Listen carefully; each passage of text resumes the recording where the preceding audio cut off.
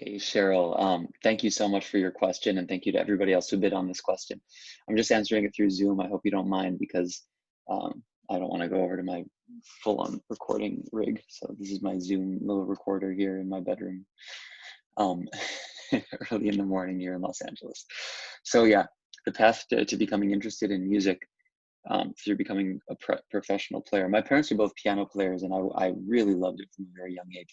My my my career was not meant to originally be in music, and it took me a while to get to the point where I gave up business and I gave up all of the aspects of other things that I thought I was going to do to make a living in order to actually do music full time. But both my my dad is a rock and country player, and my mom's a classical musician. So I grew up listening to my mom teaching piano and playing classical music. So I had Debussy and Chopin and Rachmaninoff around the house.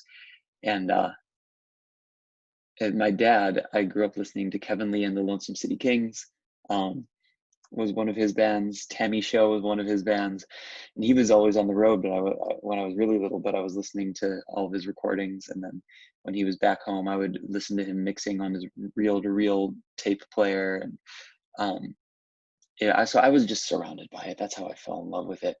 Um, However, my grandpa was very traditional and always instilled in me, like, you need to do something that really makes a living. So I did some tech stuff, I did some business stuff, web development as I grew up, and did these kind of parallel lives until I was about 23 when I was introduced to Buddhism by Herbie Hancock. And one thing after another led to me taking a trip to Thailand and cutting off all my business contacts and all my music contacts for a month, um, and just backpacking.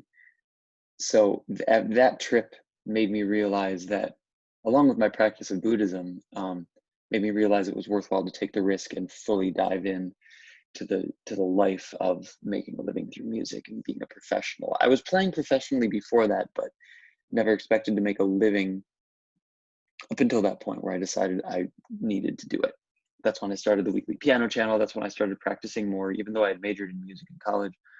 Um, and that's when I built my jazz career in Chicago and eventually moved to LA after all the Chicago stuff, getting to sort of the cap of where I felt like I was able to be in the Chicago scene, with some other amazing players, Mackay McCraven and Junius Paul and Marquise Hill, and my jazz colleagues from Chicago that I still love and play with, and who all have amazing careers in their own right. But then I moved to LA to find what was potentially bigger and did the Halsey thing, found that, built that up together for 3 or 4 years.